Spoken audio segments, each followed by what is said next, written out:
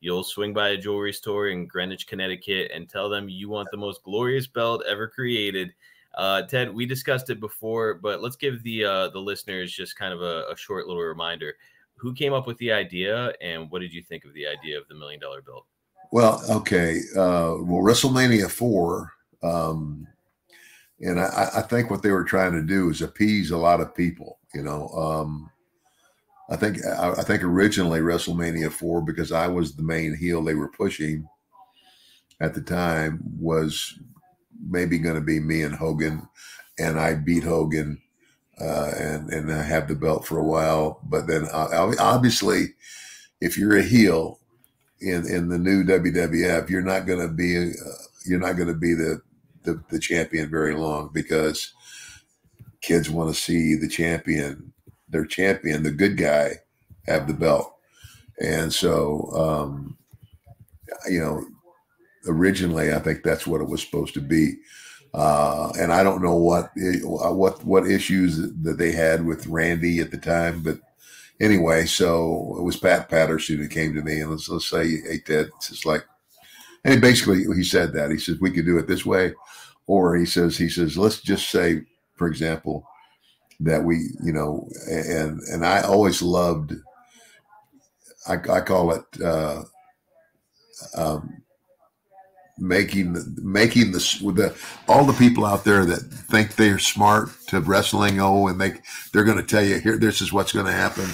I always liked making them go, holy shit, I didn't see that coming.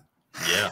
And so Pat Patterson, he said, Ted, he says, let's say this doesn't go the way that a lot of people may predict that it's going to go, and you don't win.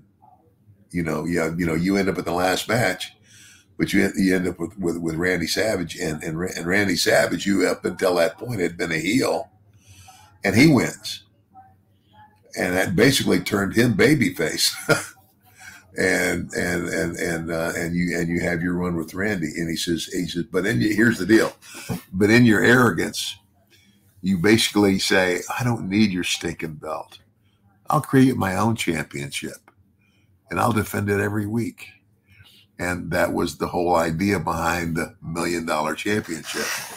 For me to just say, here, you want a real belt? Here's a real belt. And so that's how the whole $1 million championship thing came to pass. And of course, Vince does everything big. And like, this belt was not just, now, if you go buy a replica belt, I think you can buy, I don't know how much mine costs now. I think somebody said maybe $300 or $400. But this belt that they had made, all the stones in the face of the belt were what they call cubic zirconium. And I didn't know what a cubic zirconium was. And I asked my wife, and she goes, it's almost a diamond. Okay.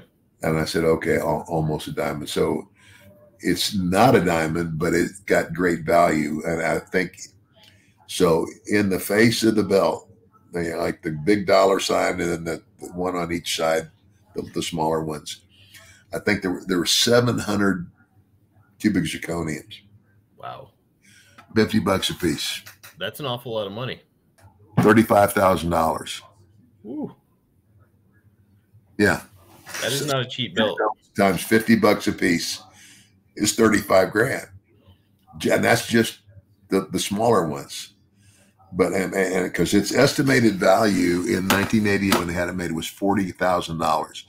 And I had to carry, like when I would go over to Europe or something, mm-hmm. then I had to carry a declaration page, so when I went through customs, so they would know what I had and what it was worth. Gotcha. Wow. Yeah. Man. So, I mean, nowadays that belt has got to be worth even more. I have no idea.